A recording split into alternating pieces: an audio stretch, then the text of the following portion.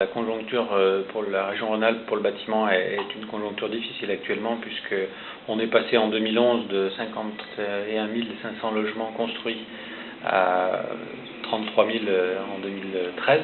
Donc c'est une baisse très forte de près de 20 000 logements.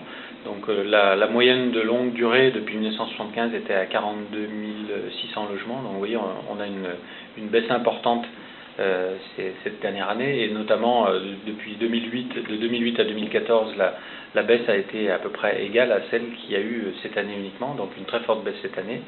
Donc effectivement, nous sommes inquiets pour l'emploi, pour nos entreprises, parce que déjà des entreprises ont fermé suite à des dépôts de bilan. Donc bien évidemment, c'est toujours dramatique quand une entreprise ferme, parce qu'elle perd ses salariés, ses compétences, son savoir-faire. Et c'est un outil de production dont on aura besoin dans les mois et les années qui viennent, puisque malgré le gouvernement a pris des mesures pour relancer le logement, ces mesures sont bonnes, mais n'auront des effets que dans 10 à 18 mois, 12 à 18 mois. Donc si vous voulez, aujourd'hui on se pose la question de quelle solution peut-on mettre en place pour que l'activité reparte tout de suite, et que entre maintenant et dans 18 mois, on ait pu redonner des perspectives aux entreprises. Donc nous avons effectivement fait 17 propositions qui sont des propositions concrètes, pragmatiques. On va aller rencontrer tous les interlocuteurs, le préfet de région, l'État, les collectivités locales, les parlementaires et puis le comité régional des banques, ainsi que les assureurs crédits, de façon à voir avec eux quelles sont les solutions pour relancer rapidement la machine de production. Parce qu'en plus, on est paradoxalement dans une période où on n'est pas en surproduction de logements, contrairement aux années 90, mais en sous-production. Donc ce qui veut dire que si on arrive à effectivement relancer le logement, l'appareil de production est prêt. Nous avons continué à former nos salariés depuis de nombreuses années. Donc on a les compétences, et je crois que dans la période, ce qui est le plus difficile pour les chefs d'entreprise, c'est de se convaincre de se séparer des salariés, parce que si l'activité ne revient pas rapidement, on risque d'avoir des pertes d'emploi très conséquentes.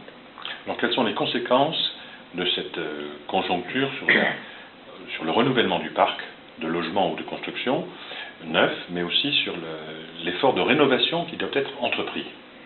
Alors concernant le logement neuf, aujourd'hui, les mesures qui ont été prises par le gouvernement vont forcément inciter les investisseurs à revenir. Donc on sait que dans 12 à 18 mois, l'activité logement peut repartir. Donc si elle revient à un niveau de moyenne de longue durée, on sera à plus de 40 000 logements. Donc ça, c'est positif pour l'activité.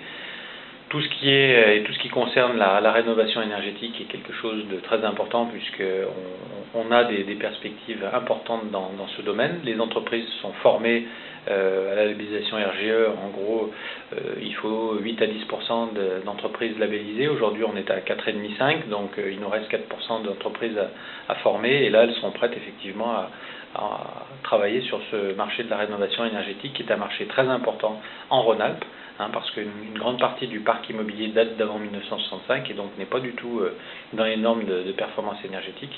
Et je crois que là, c'est une vraie aubaine pour nos métiers, nos entreprises, nos salariés, parce qu'effectivement, on doit se former, être prêt, mais je crois que le volume est là, puisque les bâtiments à rénover sont construits déjà. Donc on a une forte activité potentielle si on arrive à solvabiliser le marché financièrement. Très bien, je vous remercie. Merci.